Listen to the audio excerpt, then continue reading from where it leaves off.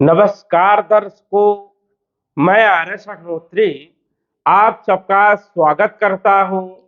दर्शकों, आज हम बात करेंगे साप्ताहिक राशिफल में 9 फरवरी से लेकर 15 फरवरी तक का समय कुंभ राशि वालों के लिए कैसा रहने वाला है।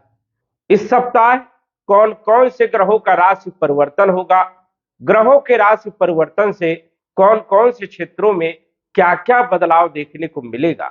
हम बात करेंगे आपके संपूर्ण क्षेत्रों के बारे में। तो आइए जानते हैं। उससे पहले यह समझिए कि यह फलादेश चंद राशि पर आधारित है। नाम राशि के आधार पर भी जान सकते हैं और जो लोग लग्न राशि से देखते हैं वो लोग लग्न राशि से भी समझ सकते हैं। ये जो आपकी कुंडली है 9 फरवरी से लेकर के 15 फरवरी तक ग्रहों की स्थिति सौर मंडल में कैसी रहेगी, यहां पर आप देख सकते हैं। इस सप्ताह 2 ग्रहों का राशि परिवर्तन होगा। सूर्य जो कि 12वें भाव में गोचर कर रहे हैं मकर राशि में, इनका राशि परिवर्तन होगा 13 फरवरी को।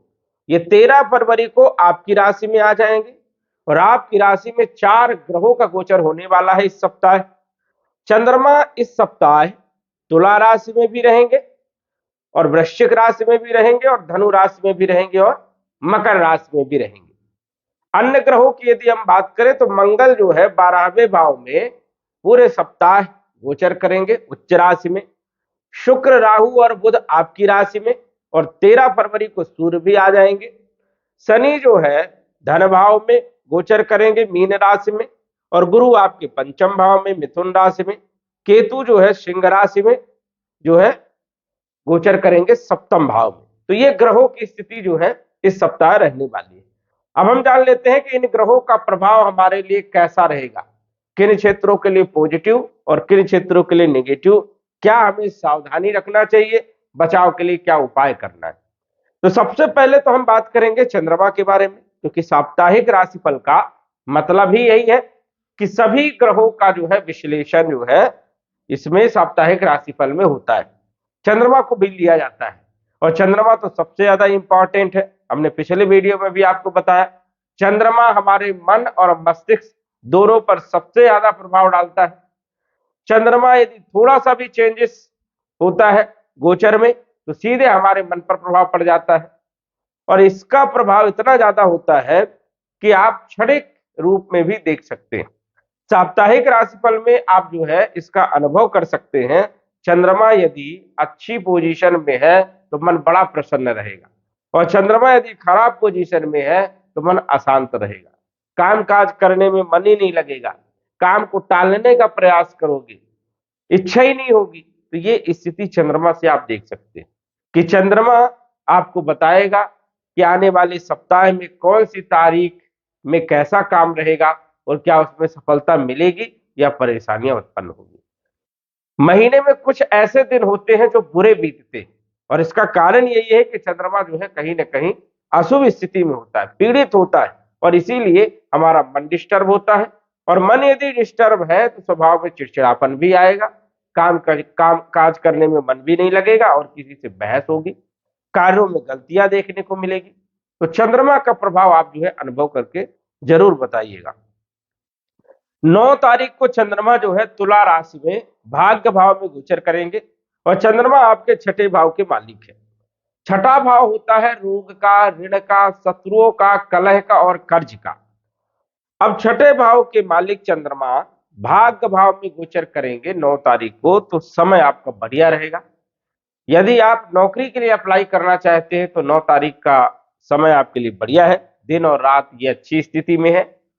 वही देखा जाए तो कंपटीशन के लिए, इंटरव्यू के लिए समय बढ़िया है 9 तारीख का, बिल्कुल आप जो है डिसाइड कर सकते हैं। रोग, ऋण और शत्रु भी समाप्त होंगे, यहां पर राहत मिलेगी देखा जाए तो। और मानसिक स्थिति आपकी बढ़िया रहेगी, कामकाज में मन भी लगेगा, स्वास्थ्य भी अच्छा रहेगा, कॉन्फिडेंस भी अच्छा रहेगा और कार्यों में सफलता भी आपको मिलेगी।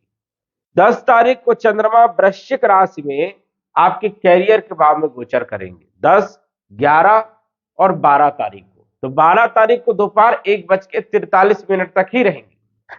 अब 10वें भाव में चंद्रमा अच्छे परिणाम तो देते हैं लेकिन यहाँ पर नीच के हो जाएंगे अब नीच के हो जाएंगे तो यहाँ पर कुछ परेशानियां भी होंगी, ज्यादा परेशानियां तो नहीं होंगी लेकिन फिर भी थोड़ा सा टेंशन जो है बना रहेगा। कैरियर को लेकर के चिंता बनी रहेगी, कार्य क्षेत्र को लेकर के चिंता बनी रहेगी और वहां पर कहीं ना कहीं जो है कार्यों में डिले देखने को मिलेगा। वहां पर कुछ काम बनते बनते बिगड़ेंगे भी और जो लंबे समय से बिगड़ रहे थे वो कुछ बनने के भी आसार। यहां पर चंद्रमा मिले जुले परिणाम भी देंगे। कैरियर को लेकर के चिंता या छोटी छोटी चीजों को लेकर के चिंता जो है रहने वाली है।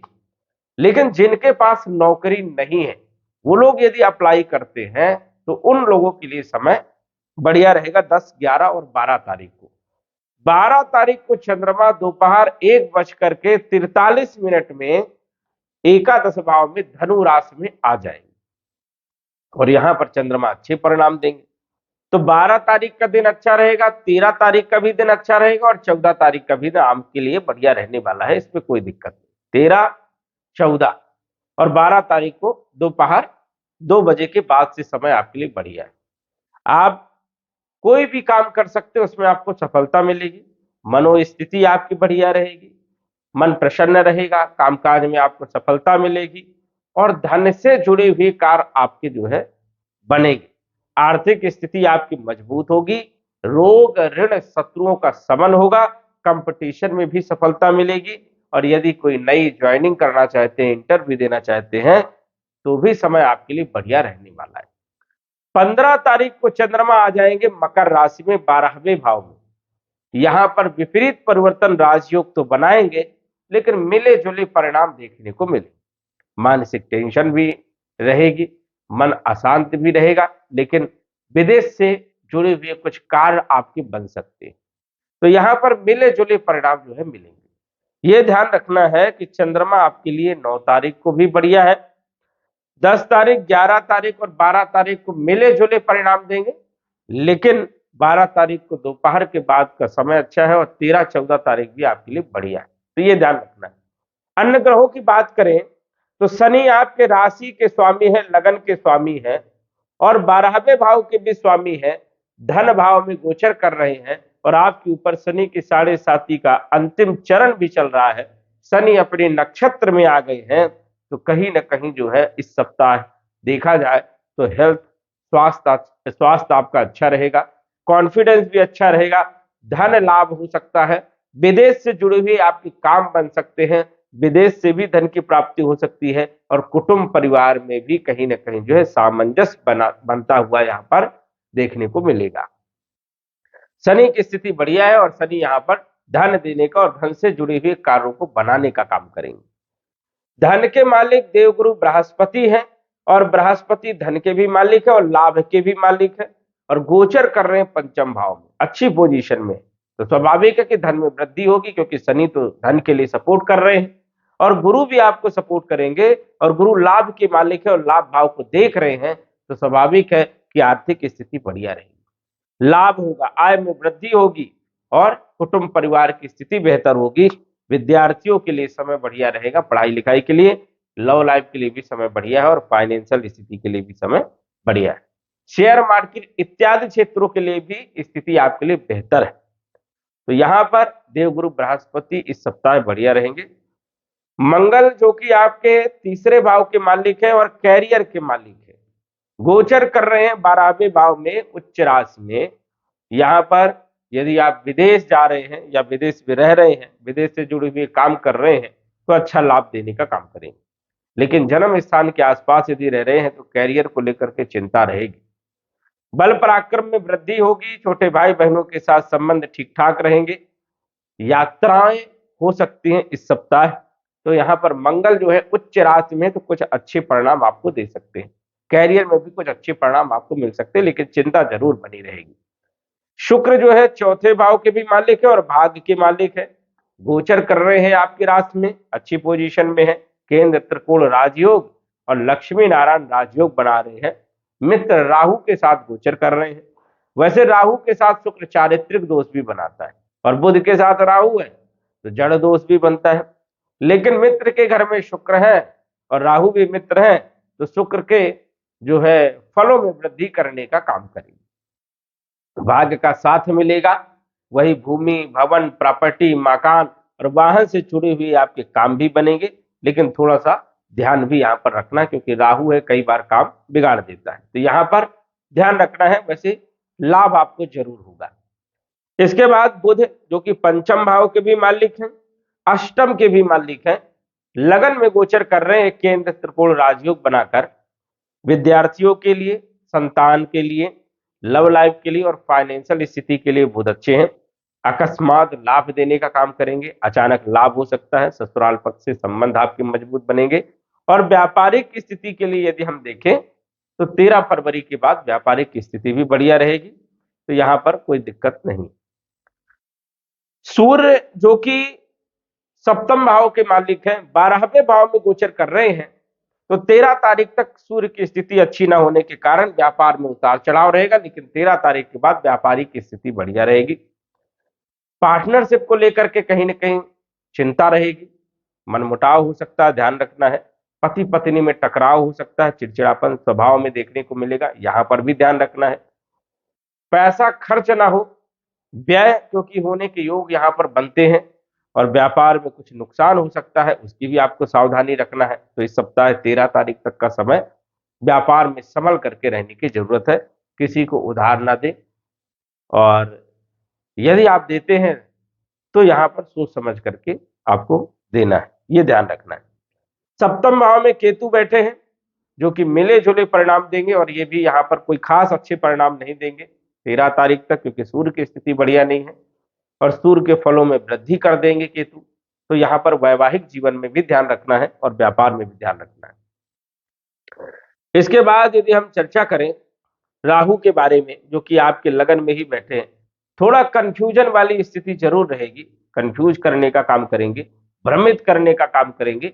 डिसीजन लेने से पहले दूसरों का विचार ले, सलाह ले, उसके बाद कार्य करें।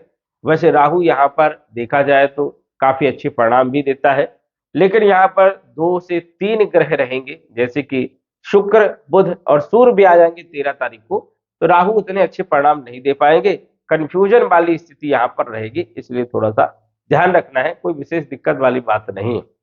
कुल मिलाकर के यदि हम बात करें तो ये जो सप्ताह है ये आपके लिए बढ़िया रहेगा, लेकिन थोड़ी आपको सावधानी जरूर रखना होगा। जैसे कि हमने जो तारीखें आपको बताई है, उन तारीखों के अनुसार से यदि आप काम करते हैं तो आपको सफलता जरूर मिलने वाली है। और यदि कुंडली में ग्रहों की स्थिति अच्छी है या सामान्य ग्रह है तो अच्छे परिणाम आपको जरूर मिलेंगे, लेकिन यदि महादशा, अंतरदशा मारक ग्रहों की चल रही है, पाप प्रभाव ग्रहों की चल रही है, तो कहीं ना कहीं जो है परेशानियां थोड़ी मोड़ी देखने को मिल सकती हैं। तो कुंडली विश्लेषण करवा करके सटीक जानकारी का पता लगवा सकते। तो दर्शकों, आज बस इतना ही। धन्यवाद। यदि आप अपनी कुंडली का विश्लेषण घर बैठे करवाना चाहते हैं तो दिए गए व्हाट्सएप नंबर से संपर्क करें। साधारण फीस जमा करके आप अपनी कुंडली का विश्लेषण फोन के माध्यम से घर बैठे ही करवा सकते हैं और जान सकते हैं अपने भूत, भविष्य और वर्तमान के बारे में। धन्यवाद। WhatsApp number 9479893911।